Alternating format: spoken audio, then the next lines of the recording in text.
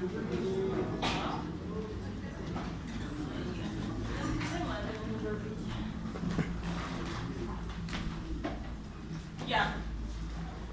Bueno, hoy vamos a ver el otro Clostridium. ¿Cuáles eran las características de los Clostridium que ya hemos visto en la anterior clase?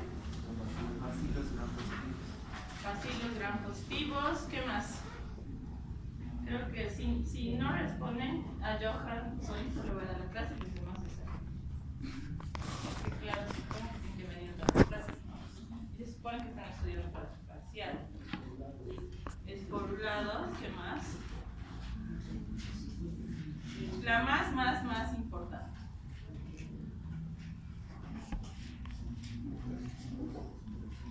Dos que se pueden quedar en clase. El resto puede salir.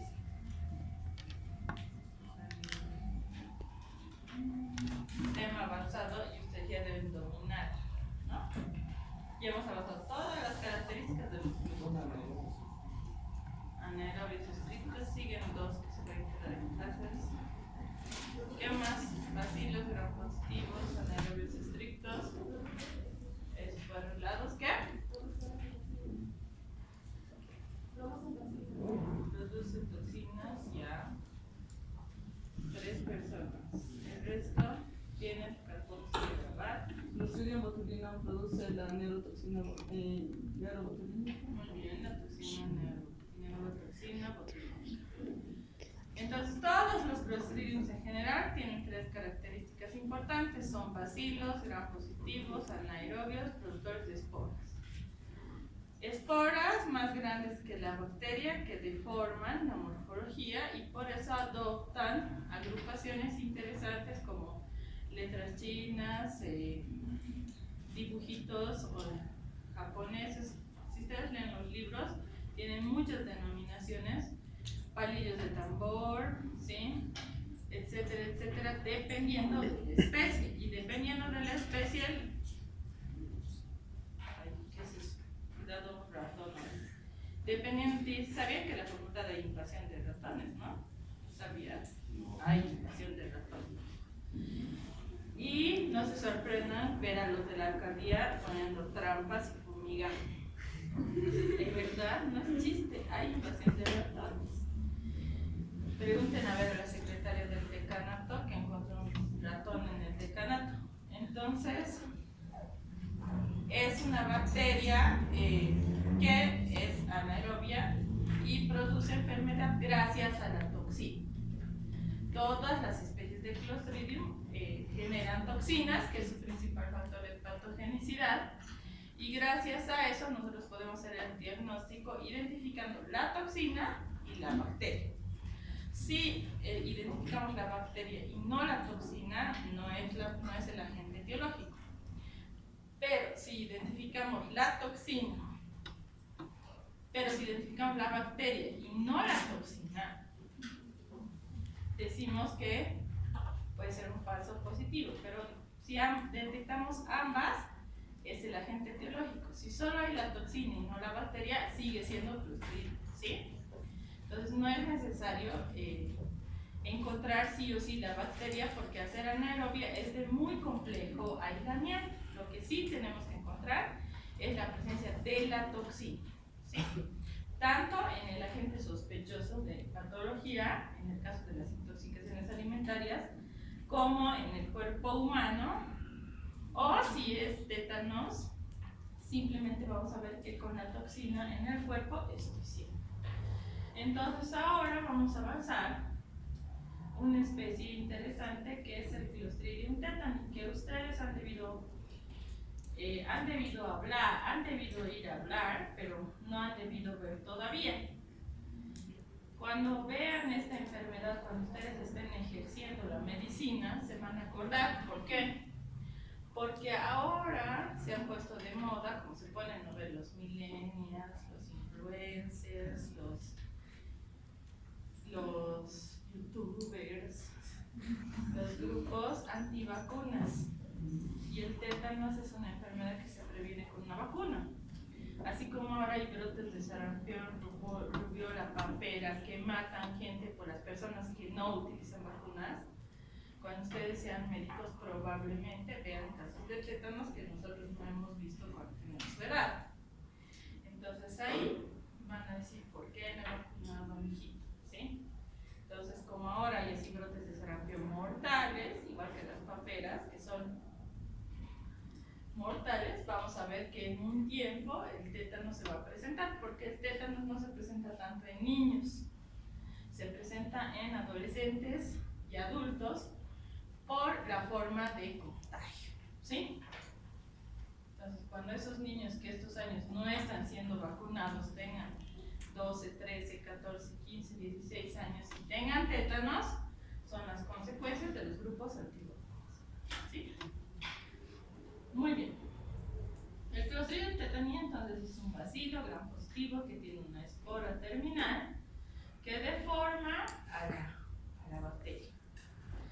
Delgado y dependiendo del cultivo puede ser gram negativo o gram positivo, pero su APT tintorial es gram positivo. Cuando el cultivo está envejecido, es decir, cuando llegamos a la fase de la curva de crecimiento, que es estacionaria, empezando la decreciente, o cuando empieza la mortalidad por disminución de los nutrientes, la bacteria se torna gram negativa. ¿Por qué? Porque en ese momento, cuando entra en situaciones de estrés, comienza la fase de esporulación. Entonces la bacteria va perdiendo el peptidoglicano y va formando la corteza del espora. Por tanto, se puede teñir como gram negativa mientras está viva y muriéndose. Pero su APT tintorial en el examen es gram positiva, siempre. Porque nadie les va a preguntar cómo se ve la Clostridium en cultivos envejecidos. Gram negativo, gram positivo, no, eso no va a ser pregunta de examen. ¿Por qué? Porque su APT es gram positivo. Cuando la bacteria pierde los nutrientes y la pared bacteriana se deseca, disminuye la capa de peptidoglicano y se ve como gram negativo, ¿sí? Esporula en el medio ambiente porque no tiene las condiciones, sobre todo de humedad adecuadas. En el cultivo en formación, porque al estar en la fase de acostumbramiento, cuando recién se está adaptando a las condiciones nutricionales del medio, entra un periodo de estrés, porque al ser anaerobio es muy exigente nutricional, tiene una espora de la terminal y forma un palillo de tambor, ¿sí? Tiene flagelos peritricos. ¿Qué significa flagelos peritricos? Al lado de su. Al lado, alrededor. Peri es peri, ¿no? Alrededor de toda la pared bacteriana, lo que la hace que sea una bacteria móvil. Desarrolla en condiciones muy particulares, tanto que esta bacteria debe ser aislada en laboratorios de referencia. Laboratorios de referencia tipo 3 para adelante. Necesita menos del 10% de concentración de dióxido de oxígeno, muchos aminoácidos, no fermenta los hidratos de carbono y no se pueden ver así unas colonias separadas, sino forma como una película encima de toda la superficie del agar. Se puede hacer desarrollar un agar sangre enriquecido con otros aminoácidos y otras proteínas, y cuando nosotros vemos el agar podemos observar la destrucción de los glóbulos rojos. Entonces produce una hemólisis completa, es decir, una hemólisis tipo, ¿cómo es la hemólisis completa? Alfa es incompleta, beta es completa y gamma no hay hemólisis, falsa hemólisis. Entonces, hemólisis completa es beta. Entonces, el Clostridium tetani es beta hemolítico, ¿sí? Y produce una neurotoxina que se llama tétanos-plasmina. Ese se llama, aunque tiene tiene muchos tipos de neurotoxina, pero la más importante es la tétanos-plasmina, y en segundo lugar la tetanolicina, y en tercer lugar siguen los otros tipos de toxinas tetánicas que produce. Esta bacteria, como es una bacteria que esporula, puede vivir muchos años en condiciones secas en el medio ambiente. Entonces no la contraemos de un contagio de persona a persona, la contraemos del medio ambiente o de objetos. Generalmente vive cerca de los metales, tijeras encerradas, clavos, ¿sí? Herramientas de jardinería que tienen sarro. Por eso cuando ustedes se pinchan, se cortan o en el campo se clavan un clavo oxidado, lo primero que dicen, tienes que hacerte vacunar contra el tétanos, ¿sí? O ustedes van a decirle eso a sus pacientes cuando vean con heridas cortopunzantes de materiales que utilizan normalmente para actividades de casa, labores del hogar o para sus trabajos tipo agricultura, ganadería, veterinaria, etcétera, etcétera. En lugares como el África, en poblaciones cerradas donde no ha ingresado la medicina y donde se practican procesos quirúrgicos como por ejemplo la circuncisión o en algunas tribus les trepanan el clítoris a las mujeres con cuchillos que no son esterilizados por ningún método biológico.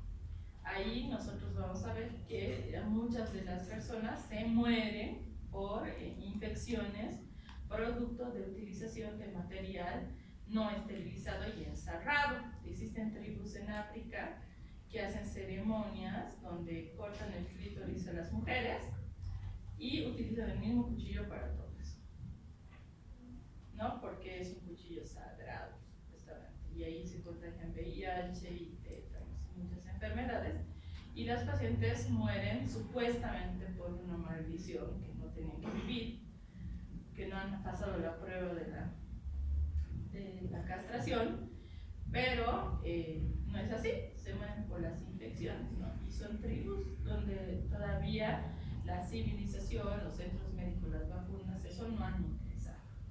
Lugares donde se utilizan, por ejemplo, todavía los partos domiciliarios con parteras que no siguen normas de bioseguridad, corren el riesgo de contagiar tétanos porque no esterilizan su material, porque no hay solo que hervir las tijeras. ¿Qué sucede cuando hervimos el material quirúrgico? Se oxida y ahí desarrollan las esporas. Después, en lugares donde hacen degrados de manera clandestina, ¿sí? También es una fuente de contaminación porque no en todos esos sitios hay médicos que hacen ese procedimiento. También es personal no médico que realiza ese procedimiento. Donde hacen tatuajes, donde no siguen normas de bioseguridad, son fuentes de contagio de Clostridium tetani. Y personas que utilizan agujas encerradas para consumir productos como drogas, heroína, etc., también son fuentes de contaminación de Clostridium tetani. Entonces tenemos a Clostridium viviendo alrededor nuestro, pero a nosotros no nos da la enfermedad porque nosotros nos vacunamos, ¿sí? No hay que olvidar que todas las esporas se destruyen a partir de los 121 grados centígrados, entonces cualquier material que podamos esterilizar lo tenemos que hacer a esta temperatura. Esta bacteria no es invasiva. ¿Qué significa? Que si bien ingresa por una puerta al cuerpo humano, la bacteria no penetra a los tejidos. Lo que es invasivo es la toxina que se genera en la bacteria. Entonces la bacteria lo único que necesita en su forma de espora es llegar a un lugar rico en nutrientes como el tejido celular subcutáneo, alimentarse de la grasita, los azúcares que se desprenden, los hidratos de carbono cuando se degradan y empezar a formar una película que genera una atmósfera de anaerobiosis y empieza a germinar. Una vez germinada la espora, tenemos la bacteria en su forma vegetativa. Esta se acostumbra a ese sitio de vida, empieza a multiplicarse y empieza a generar su toxina.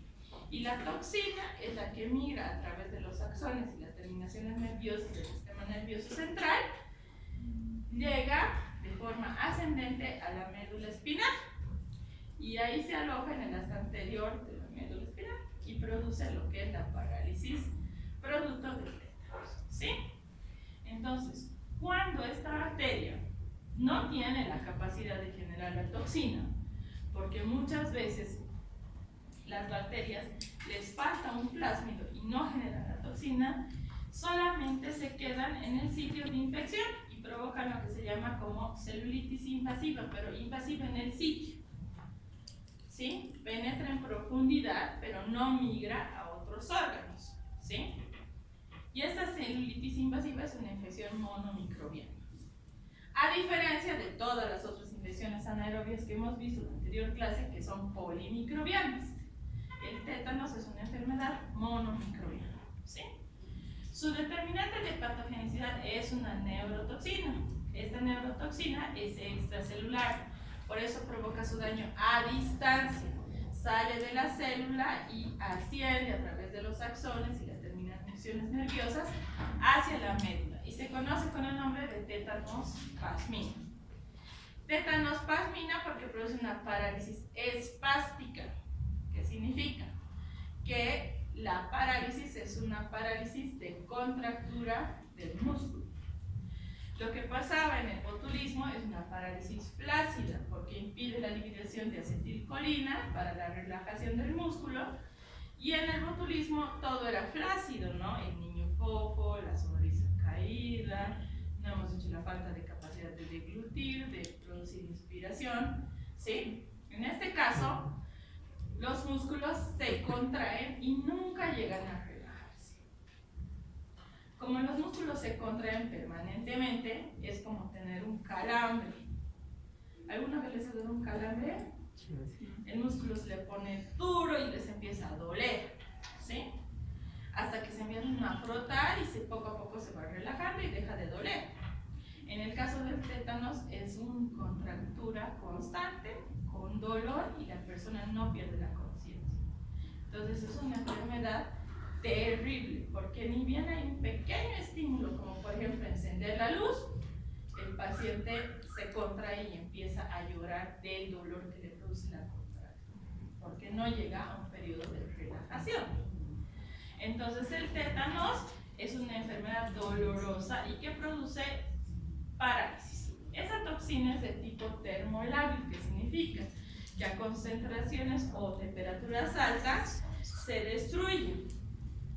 Entonces nosotros sometemos la toxina a 65 grados centígrados con proteasas intestinales y le quitamos su carrier. Al destruir el carrier, solo tenemos la reacción activa, entonces la toxina sin carrier nunca se fija a la terminación nerviosa. Por tanto, la toxina sola sin el carrier es la vacuna. Entonces, la vacuna se conoce como toxoide tetánico, que no es nada más que la toxina en la que se ha inactivado la proteína fijadora a los receptores de la neurotoxina de los axones del sistema nervioso central. Existe otra toxina que se llama tetanolicina. Como su nombre lo dice, es la encargada de la que nosotros veamos hemólisis de tipo beta en las cajas PET. Esta se ocupa de destruir o lisar los glóbulos rojos, destruyendo la membrana celular y produciendo una acción parecida a la streptolicina del Streptococcus pyogenes. No se le ha estudiado en humanos porque no es la toxina más importante. La más importante es la toxina que produce la parálisis, es decir, la tétanos pasmina.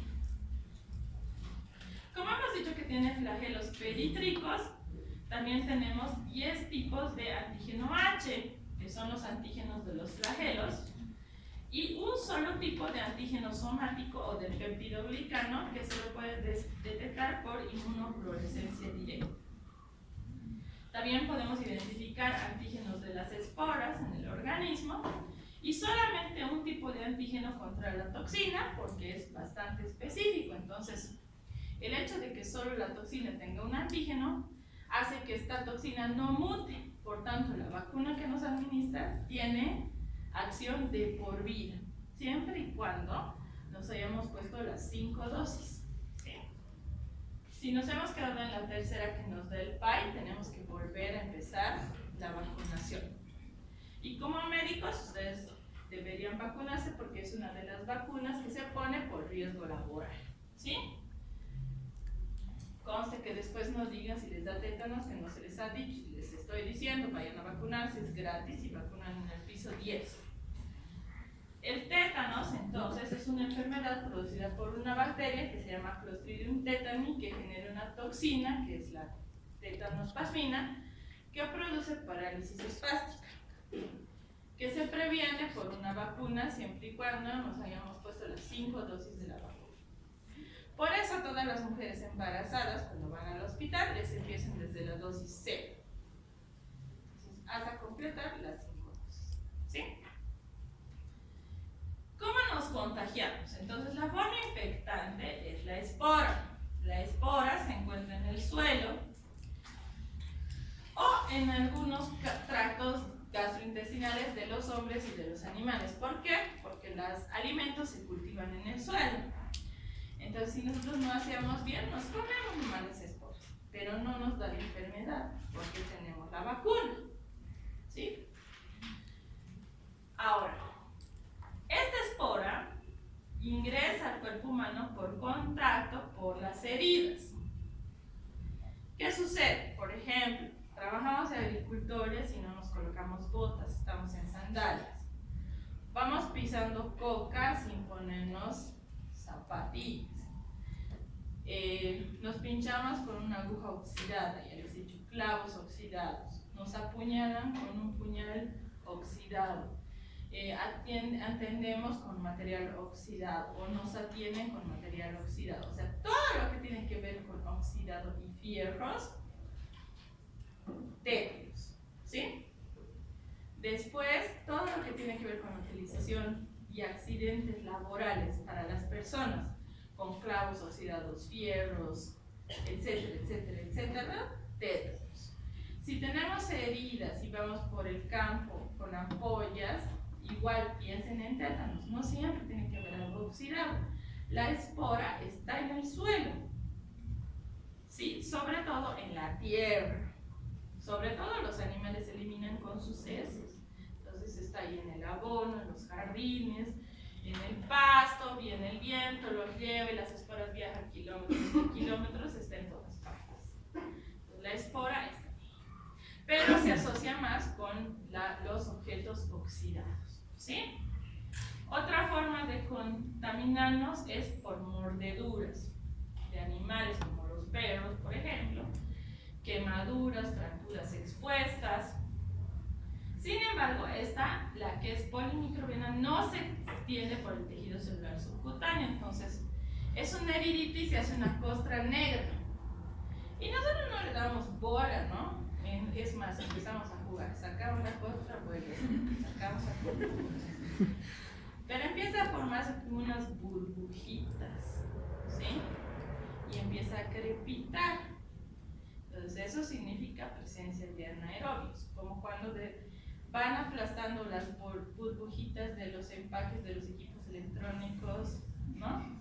De los televisores, de las licuadoras, ¿no? Así, tic, tic, así suena. Eso es invasión por anaerobios. Y se drena y se puede curar. Con agua oxigenada perfectamente se matan los anaerobios, ¿no? Porque estamos generando oxígeno en ese lugar. Pero la toxina ya se ha producido. Entonces no es solo eliminar a la bacteria, también hay que eliminar a la toxina, que es la toxina la que produce la patología. También los abortos, circuncisiones, tatuajes y actos quirúrgicos sin antisepsia, sin procesos de desinfección. Todas estas son las formas de contagio de Clostridium tetani. ¿Qué condiciones necesita la bacteria para germinar? Es decir, para pasar de su fase de espora a bacteria vegetativa.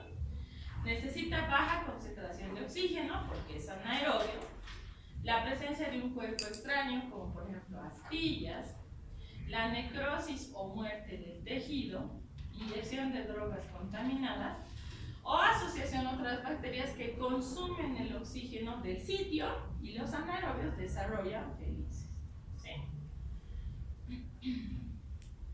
El tétanos no invade, solamente se desarrolla y empieza a sintetizar la toxina. La tetanospasmina alcanza el sistema nervioso central y asciende retrógradamente por los axones hasta llegar al asta anterior de la médula espinal, donde bloquea, antes de que se produzca la sinapsis, los neurotransmisores e inhibe los reflejos motores, lo que produce una parálisis espástica. Esta parálisis espástica es tan fuerte que se produce de manera ascendente desde los pies hasta la cabeza. Cuando ya llega al cuerpo, es tan dolorosa y tan dura que la persona empieza a convulsionar hasta que se muere. O sea, es como hubiera un cortocircuito neuronal, como las convulsiones, ¿no? ¿Qué son las convulsiones? Una conexión, un estímulo exagerado de las terminaciones nerviosas en el cerebro.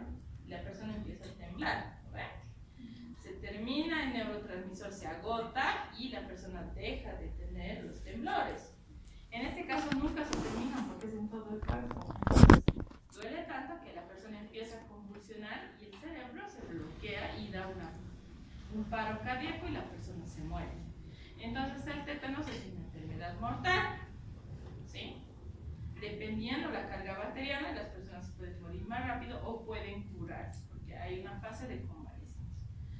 Pero no todas llegan a curarse. Entonces se producen espasmos generales por mínimo estímulo. ¿Qué significa? Enciendo la luz, parálisis. Le toco, parálisis. Le hablo, parálisis. Le grito, parálisis. Le rozo, empieza así a contraerse, a contraerse. Entonces lo que primero hacemos con estas personas es sedarlos. ¿Para qué? Para que no sientan estímulo. Entonces los mantenemos dormidos, ¿sí? Hasta que deja de tener las contracciones. Tienen tiempo de 4 días a varias semanas y lo más común es el tétanos generalizado. Entonces, ¿qué sucede? ¿Cómo nos damos cuenta? Existe una pintura muy famosa, que creo que está acá, donde los maceteros se enduran, entonces se produce el trismus. ¿Qué es el trismus? ¿Verdad? Cuando el maxilar inferior se protruye hacia adelante y los dientes empiezan a chocar y a sonar. Eso se llama trismus, ¿sí? Algunas personas cuando duermen hacen rechinar los dientes, ¿verdad? Eso es trismus. En este caso es constante.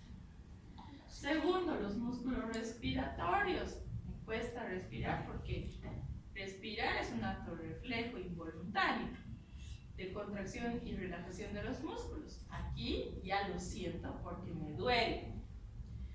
Y los músculos de la espalda se contraen tantos que se genera lo que se llama opistótonos. ¿Y qué es el opistótonos? La curvatura de la columna. Ya no puedo estar recto, entonces estoy así, todo arqueado. ¿Qué es lo más grave? Que el paciente no pierde el conocimiento y está consciente de todo lo que le está pasando.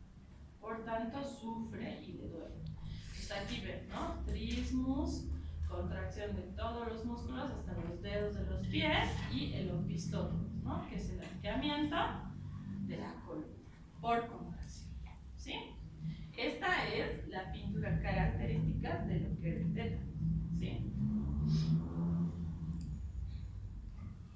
¿Cómo lo tratamos? Entonces, lo importante no es hallar la bacteria en este caso, lo importante es hacer un diagnóstico clínico y neutralizar la toxina, porque la toxina es lo que produce la clínica. Entonces, ¿qué se hace?